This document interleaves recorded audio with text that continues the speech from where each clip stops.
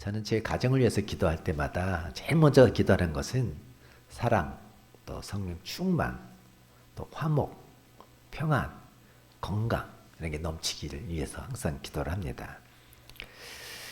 이 그리스도인의 가정이 사랑과 화목과 평안과 건강, 성령 충만이 넘칠 때 하나님의 이름이 존귀함을 받게 되죠.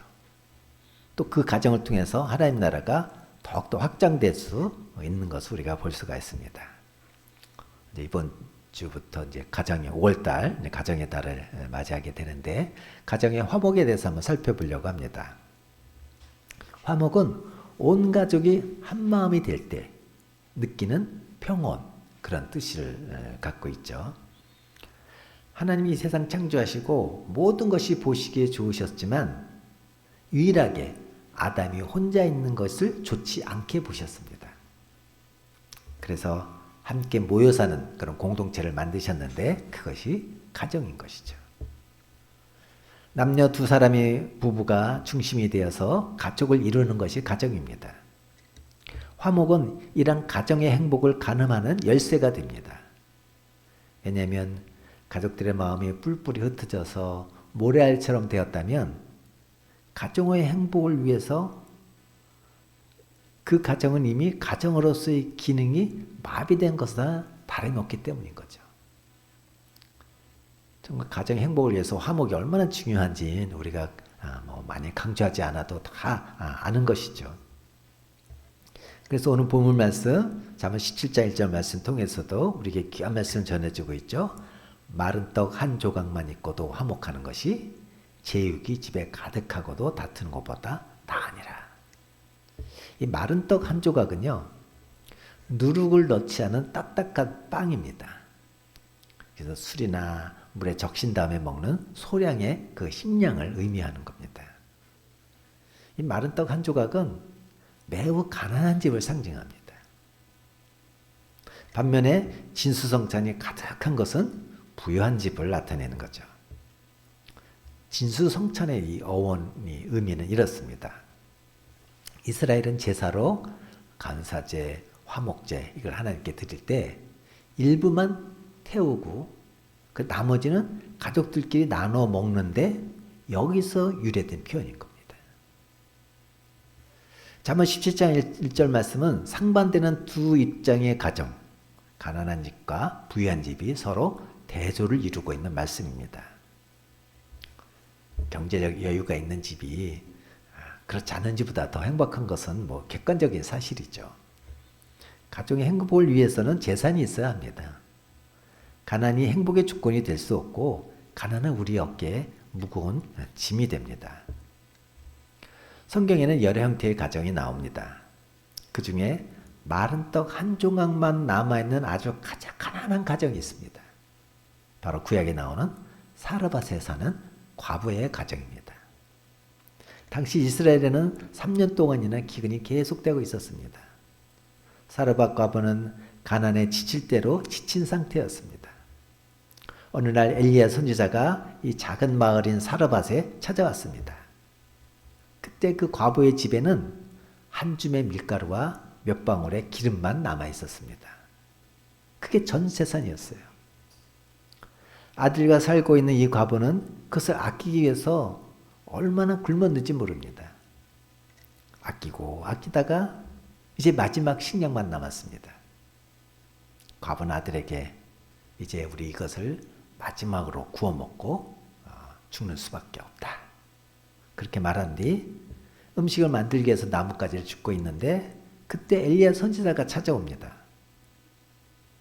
마지막 한 끼를 먹고 죽는 수밖에 없는 상황에서 어떤 사람도 행복을 느낄 수는 없겠죠. 이 가정이 보다 행복하려면 가난한 것보다 부한 쪽이 훨씬 낫습니다. 아무리 믿음이 좋아서 재물과 상관없이 날마다 기쁜 생활을 할 수 있다. 그렇게 하더라도 가난보다는 부한 것이 더 행복할 수 있다는 그 일반적인 진리를 우리는 부정할 수 없습니다. 그런데 세상을 잘 오래 살다 보면 우리가 잘 알잖아요. 정말 아이러니컬하게도 재산이 많다고 꼭 화목한 게 아니고요. 가난하다고 꼭 불화만 있는 것도 아니더라고요. 재산이 많아도 화목을 상실한 가정이 많고, 가난하지만 또 용기 잃지 않고 아름답게 살아가는 가정도 많이 있습니다. 따라서 이 본문 말씀은 우리에게 다음과 같이 가르쳐 주는 것 같습니다. 가난한 집안에는 재산 대신 화목이 있고, 부잣집에는 화목 대신 돈이 있다면 이 둘 가운데 어느 편을 택하는 것이 지혜롭겠는가? 만약에 당신이 행복을 원한다면 돈은 없지만 화목한 집안을 택하라. 이것이 지혜이니라.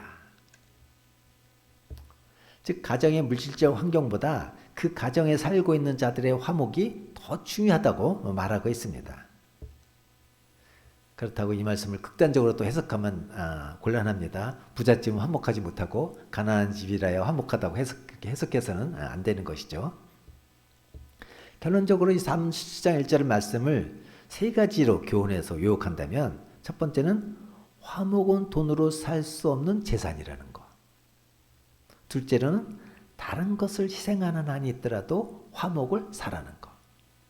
셋째로 화목이 없는 가정은 절대 행복할 수 없다는 것. 이 세 가지 교훈을 우리에게 깊이 가르쳐주고 있습니다. 오늘 본문 말씀 통해서 두 가지를 살펴보겠는데, 첫 번째는 왜 가정이 화목하지 못하는가? 가족들끼리 화목하지 못하는 이유가 어디 있습니까? 여러 가지 이유가 있을 수 있겠죠. 그 중에 가장 중요한 원인은 대화의 부족, 단절이라고 말할 수가 있습니다. 부부 사이에, 또 부모 자식 사이에, 형제 자매 사이에 대화가 막히는 것만큼 심각한 고민이 없습니다. 이 대화가 막히면 어떻게 돼요? 오해하게 됩니다. 그러면서 불화하게 됩니다. 불화의 불씨가 되는 거죠. 사람이 함께 살다 보면, 특히 한 지붕 안에 살다 보면 불화가 안 생길 수가 없습니다. 불화를 일으키는 잡다한 요인이 생깁니다. 그런 불화를 일으키는 잡다한 요인들이 제 아무리 서로의 마음 밑바닥에 많이 깔려있다 할지라도 대화만 이어지면, 대화만 할 수 있는 분위기가 된다면 언젠가는 가정의 화목을 이루게 됩니다. 그러나 현대사회의 가정에서 대화가 점점 더 어려워지고 있는 것은 큰 문제가 아닐 수 없습니다. 남편은 밤늦게 귀가합니다. 하루 종일 일에 시달려 기진맥진해서 돌아옵니다. 가족과 대화를 해야 한다는 생각은 있지만 육체적으로 정신적으로 피곤해서 도무지 마음의 여유가 생기지 않습니다. 가급적이면 입을 다물고 있으려고 합니다. 이와 같은 일이 가끔 있을 때는 가족들이 해야지만, 이런 일들이 매일 반복되면 가족 간의 화목이 깨지는 소리가 들리게 됩니다. 어떤 학자가 이런 말을 했습니다. 남자는 하루에 평균 25,000마디의 말을 하고, 여자는 남자보다 조금 더 많은 30,000마디의 말을 한다고 합니다. 남편이 하루 종일 직장 근무 마치고 집에 돌아올 때쯤이면 그는 이미 25,000마디의 말을 다 해버린 뒤라고 합니다. 근데 바로 그때까지 아내는 겨우 몇 마디의 말을 했을 뿐입니다. 남편이 돌아오면 하고 싶은 말을 해야겠다고 벼르고 있습니다. 남편이 말을 할 기운이 없어서 침묵을 지키고 있으면 아내는 자기가 하고 싶은 말이 잔소리가 되어서 나옵니다. 그래도 남편이 받아주지 않으면 목소리가 높아지고 급비하는 남편을 향해서 쌓았던 온갖 불만을 터뜨립니다. 이것이 우리가 살고 있는 현대 가정의 고통스러운 일면입니다. 가족 간의 대화가 어려워지면 처음에는 힘들어하다가 그 분위기가 오래 지속되면 나중엔 그걸 당연한 것으로 받아들이는 습관이 생기게 됩니다. 말을 하기가 귀찮으면 될 수 있는 대로 말을 하지 않으려고 하고, 집안 분위기가 어색하면 아예 입을 다물어 버립니다. 대화가 끊어져서 가족들이 고통하는 것을 잘 알고 있으면서도 그것을 풀어주려고 노력조차 기울이지 않습니다. 아예 대화가 없는 것을 당연한 가족들의 습관으로 받아들이는 것입니다. 근데 이것은 무서운 일입니다. 대화가 단절된 가정에 따라오는 것은 고독입니다. 자기 마음의 텅 빈 공간을 다른 사람들과 대화로 채우지 못할 때 고독이 찾아옵니다. 한 침대를 사용하는 부부 사이에도 예외는 아닙니다. 부모 자식 관계에도 마찬가지입니다. 어떤 학자는 고독만큼 무서운 살인자는 없다 그런 말을 했습니다. 왜 고독을 살인자라고 합니까? 고독은 사람을 죽이는 것입니다. 고독은 사람의 피를 말리고 뼈를 썩게 만듭니다. 근데 이 고독이 심해지면 합병증이 생기는데 그 합병증 가운데 가장 무서운 것은 오해라는 감정이에요. 고독하면 섭섭하다는 생각이 듭니다. 마땅히 대화를 나눠야 할 대상과 말을 할 수 없게 되면 섭섭한 감정이 생기게 마련입니다. 이 섭섭한 감정이 결국 오해를 낳습니다. 그 섭섭한 감정을 계속 풀지 않으면 그 오해가 쌓이고 쌓여서 인간관계를 송두리째 마비시키게 됩니다. 그래서 서로 마음의 벽이 높아지는 것입니다.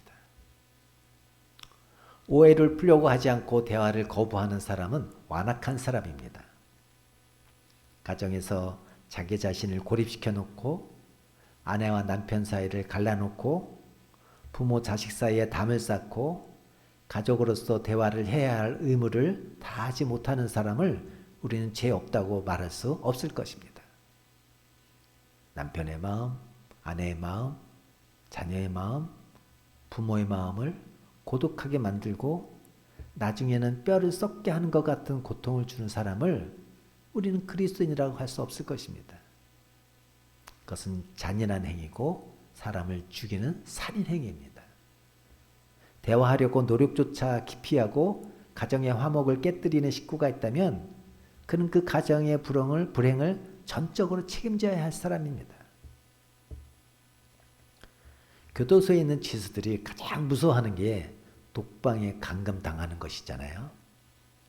사람이 대화를 나눌 대상을 잃어버리면 죽은 목숨이나 다름없습니다. 어떤 심리학자가 말하기를 여러분이 마음 놓고 대화할 수 있는 사람이 7사람 미만이면 비정상이다. 그만큼 우리에게 대화라는 것은 중요합니다. 우리 가정을 둘러보면 부부 사이, 또 고부 사이, 부모 자식 사이에 대화가 막혀 있습니다.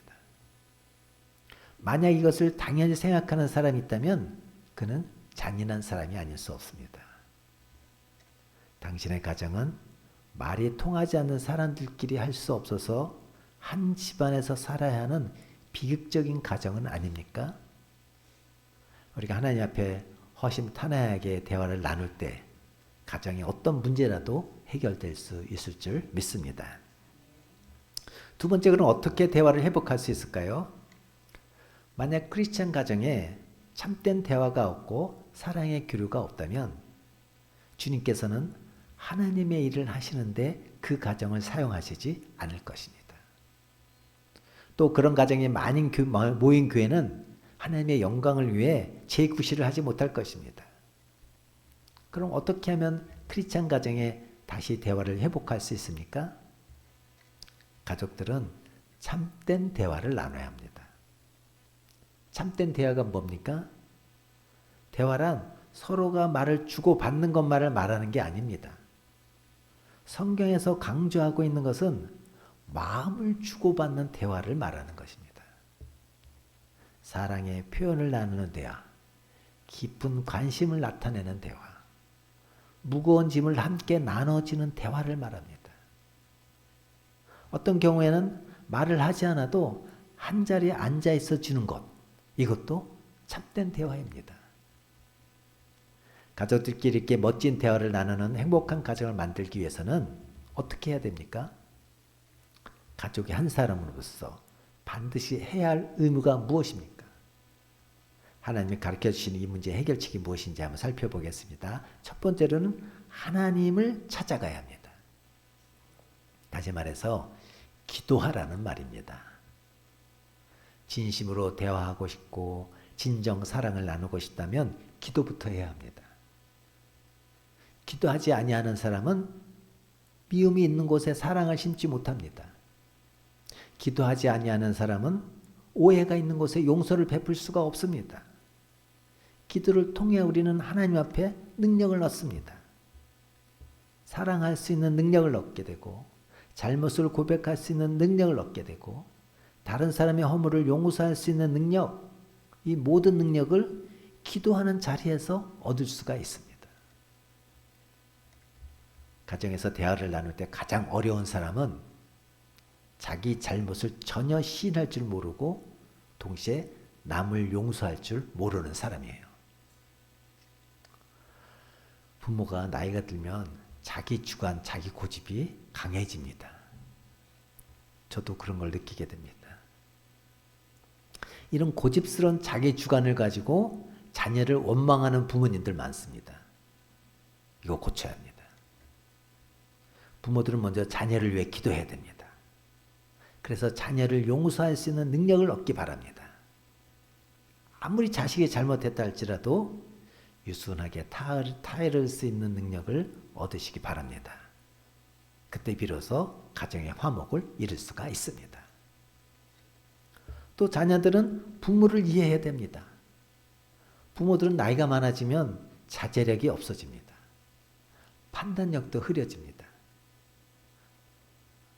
저는 꼭 병원에 갈 때 제 아내랑 꼭 같이 갑니다. 왜냐하면 제가 들은 정보랑 저희 아내가 들은 정보가 다릅니다. 그렇기 때문에 아무리 잘해줘도 모든 게 더 서러워지는 게 부모의 마음이에요. 소리 없이 떨어지는 빗방울만 보아도 서러움이 생기는 게 나이 많은 부모님의 마음입니다. 밤낮 없이 부모님과 대화를 나눠도 여전히 고독한 구석은 사라지지 아니하는 것이 부모님들의 마음이에요. 어떤 경우에는 용서도 안 하고 자기 잘못을 시인할 줄도 모릅니다. 절벽과 같은 마음을 가질 때도 있습니다.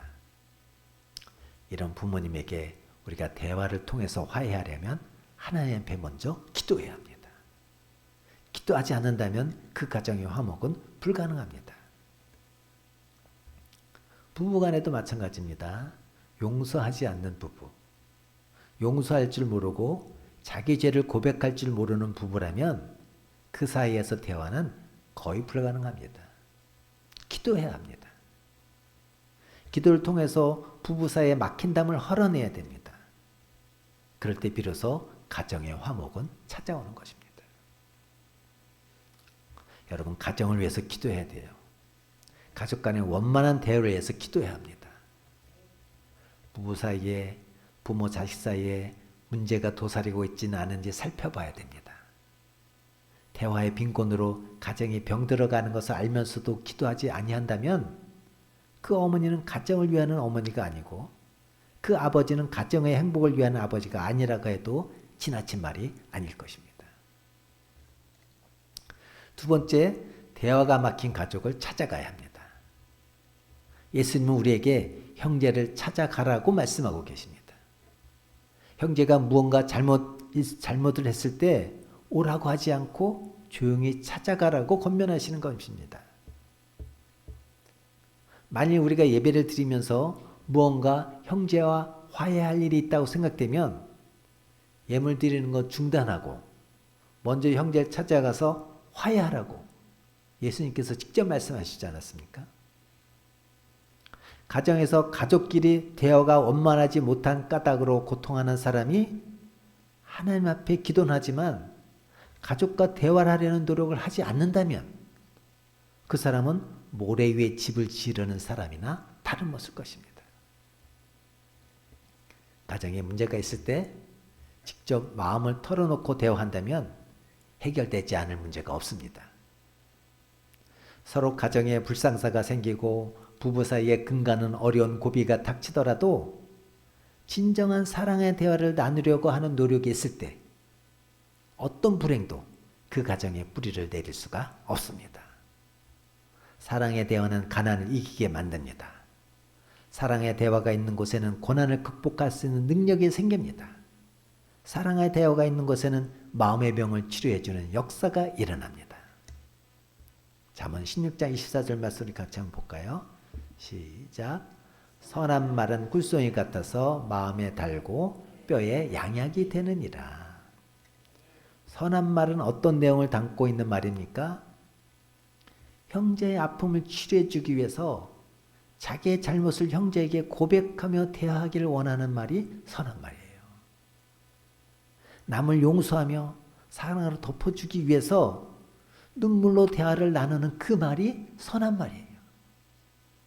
그 선한 말은 뭐예요? 너무 귀한 것이라서 꿀송이 같다고 말합니다. 또 그 말을 듣는 사람은 그가 가지고 있던 질병을 치료받을 수 있다고 합니다. 뼈가 썩는 것 같은 고통을 느끼는 사람이라 할지라도 선한 말을 듣는 그 순간 그 뼈의 모든 상처는 아무는 것입니다. 이만큼 사랑의 대화가 중요합니다. 여러분의 부모, 형제, 부부, 자녀 사이 한번 살펴보시기 바랍니다. 사랑 넘치는 대화를 하고 있습니까? 아니면 그것이 없어서 무엇인가 고독을 느끼고 오해가 쌓이고 마음속에 원통함이 있다면 이 말씀으로 마음의 병이 고쳐야 합니다. 그래서 우리 하나님께서 우리 모두의 가정에 대화의 꽃을 활짝 피워주시기를 바랍니다. 세상 사람들이 우리들의 화목한 가정을 볼 때마다 그 행복의 질투를 느낄 만큼 아름다운 가정이 되도록 하나님께서 은혜 주시기를 축복합니다.